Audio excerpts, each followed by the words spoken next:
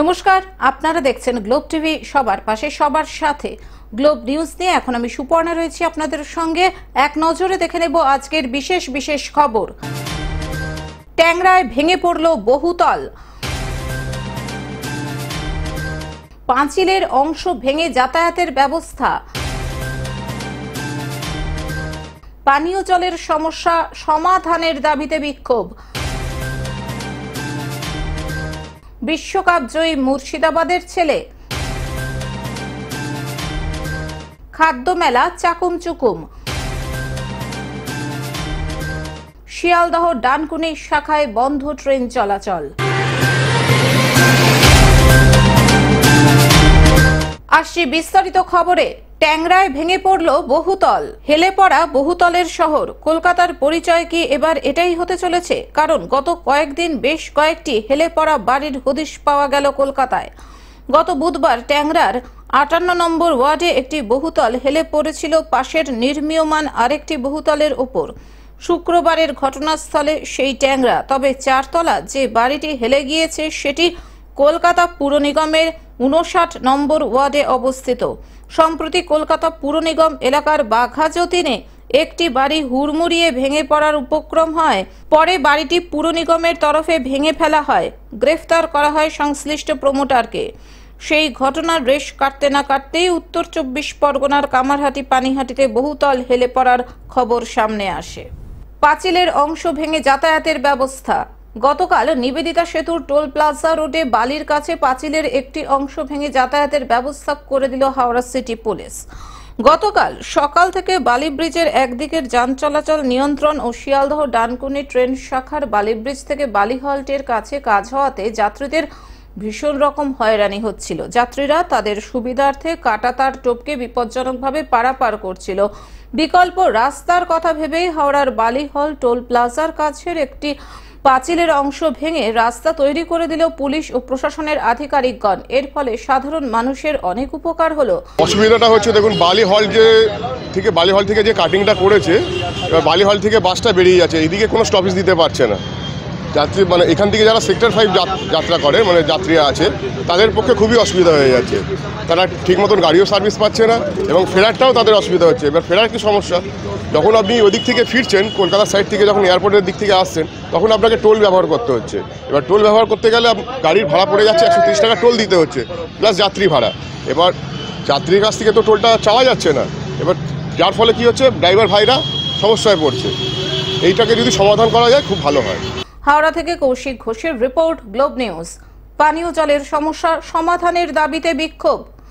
আসানসোল পুর নিগমের কুলটি বিধানসভা এলাকায় পানীয় জলের সমস্যার সমাধানের দাবিতে কুলটি বড় কার্যালয়ের সামনে বিক্ষোভ ও স্মারকলিপি প্রদান কর্মসূচি করল বিজেপি।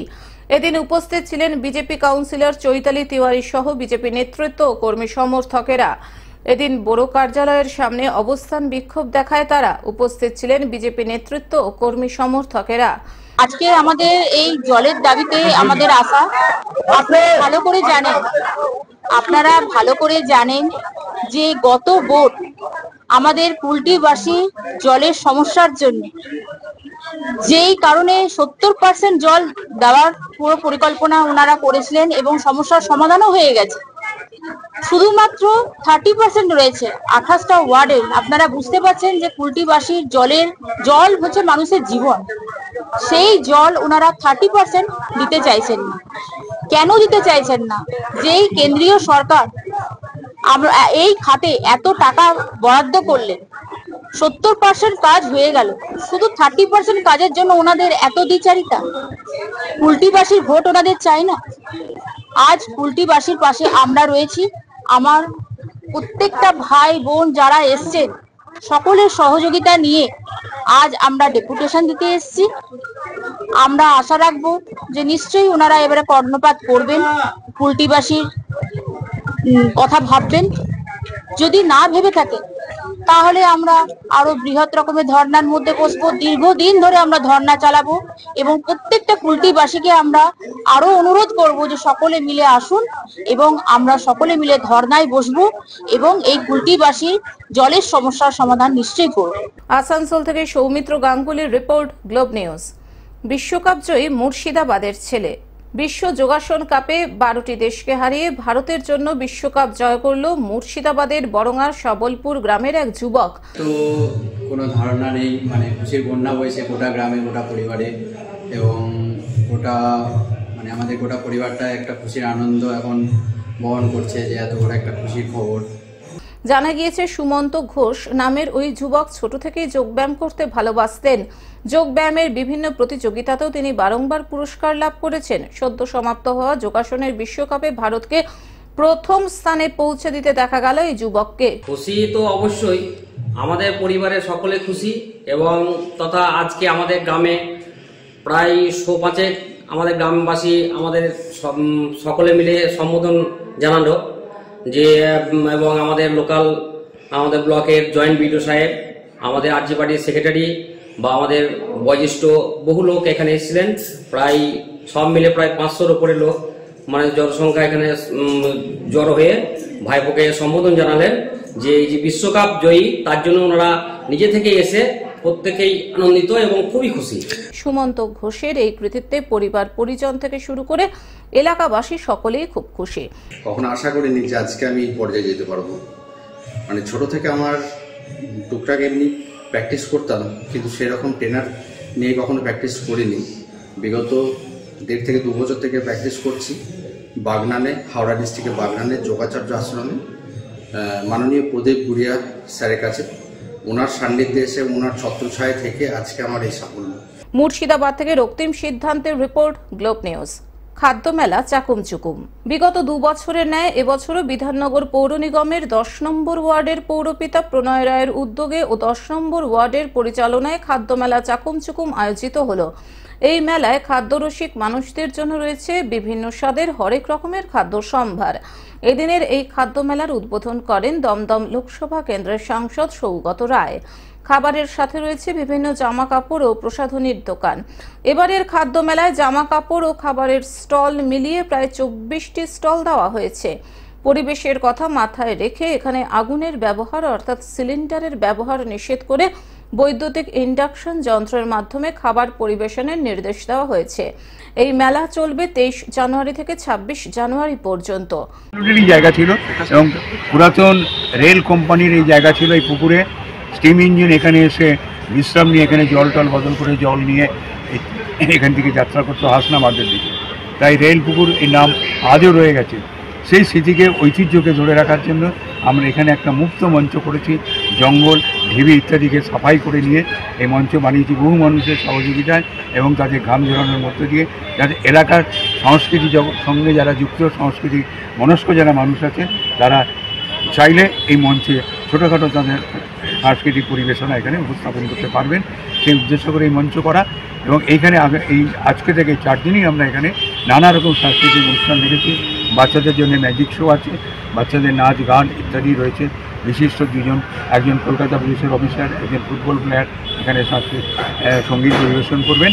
নানা রকম কাজের মধ্যে দিয়ে আমরা সব কিছু মিলিয়ে একটাকে অন্যরকম একটা পরিবেশ, আনন্দময় পরিবেশ তৈরি করার চেষ্টা করছি। দমদম থেকে অনির্বাণ দত্তের রিপোর্ট, গ্লোব নিউজ।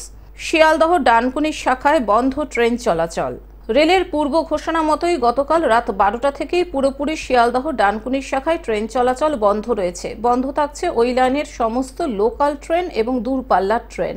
ফলে রেল যাত্রীদের চরম হয়রানিও হচ্ছে। অপরদিকে বালি ব্রিজ থেকে বালি হল্ট পর্যন্ত রেলওয়ে লাইন মেরামতি ও বালি ব্রিজ তথা বিবেকানন্দ সেতুর রক্ষণাবেক্ষণের জন্য বালি ব্রিজের দক্ষিণেশ্বর থেকে বালির দিকে আসার রাস্তায় 2 চাকার যানবাহন যথা বাইক এবং 3 চাকার গাড়ি চলাচল করলেও ভারী যানবাহন ও বাস বন্ধ থাকছে। যাক, পুলিশ থেকে বা সরকার থেকে যেই টোল ট্যাক্সে যাওয়ার রাস্তাটা করে দিয়েছে ভালোই করেছে, কিন্তু লোকের ভোগান্তি হচ্ছে, অনেকটা ঘুরতে হচ্ছে। ভোগান্তির মধ্যে পড়ে এক রাস্তা দিয়ে আসতো, এক রাস্তা দিয়ে যেত, কিন্তু বর্তমানে প্রচুর ভোগান্তি হচ্ছে। তার মধ্যে একটা টোল ট্যাক্সের যেটা রয়েছে সেটা 130 টাকা এক্সট্রা পড়ছে, আমাদের উপরে কোটটা চাপছে।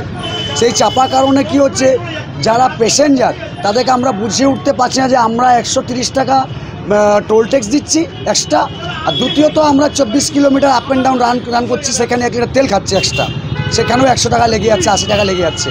বালি ব্রিজের বালি থেকে দক্ষিণেশ্বরের দিকে রাস্তায় সমস্ত গাড়ি চলাচল করছে। হাওড়া সিটি পুলিশের ট্রাফিক বিভাগ দক্ষিণেশ্বর থেকে যে সমস্ত 4 চাকা গাড়ি ও ভারী যানবাহন আসবে তার জন্য বালি ব্রিজের পার্শ্ববর্তী নিবেদিতা সেতু ব্যবহারের অনুমতি দিয়েছে। ফলে বাস থেকে শুরু করে ভারী যানবাহন বালি ব্রিজের পরিবর্তে নিবেদিতা সেতু দিয়ে চলাচল করছে। তার ফলেও সাধারণ মানুষকে অনেকটাই ভোগান্তির মুখে পড়তে হচ্ছে। তো বেসিক্যালি আমার তো সল্টলেকেই অফিস, তো আমাকে প্রতিদিনই যাতায়াত করতে হয়। এবার অফিসে ঢোকার একটা টাইমিংয়ের ব্যাপার রয়েছে, বাট সাডেনলি আমি এসে শুনছি যে ব্রিজ বন্ধ। তো এটার জন্য ডেফিনেটলি অফিসেও লেট হচ্ছে, অসুবিধা তো হচ্ছেই, প্লাস আমরা যেহেতু রোজ যাতায়াত করি একটা ফিনান্সিয়ালের ব্যাপার রয়েছে। তো সেখানে 30 টাকাটা এমনি নর্মালি দেখতে গেলে খুব একটা বড়ো না হলেও আমাদের কাছে অনেকটা বড়, কারণ এটা রোজকার যাতায়াতের জন্য বেশি দিতে হচ্ছে, তো সেই কারণে একটা অসুবিধা। হাওড়া থেকে কৌশিক ঘোষের রিপোর্ট, গ্লোব নিউজ। টেলিভিশন ছাড়াও এখন গ্লোব টিভি সমস্ত সমাজ মাধ্যমে উপলব্ধ। বিস্তারিত জানতে ফোন করুন আমাদের টোল ফ্রি নম্বর 1800897974 এছাড়াও লগ ইন করতে পারেন www.globetv.in। আজকের মতন গ্লোব নিউজ এখন এই পর্যন্তই। দেখতে থাকুন গ্লোব টিভি, সবার পাশে সবার সাথে। নমস্কার।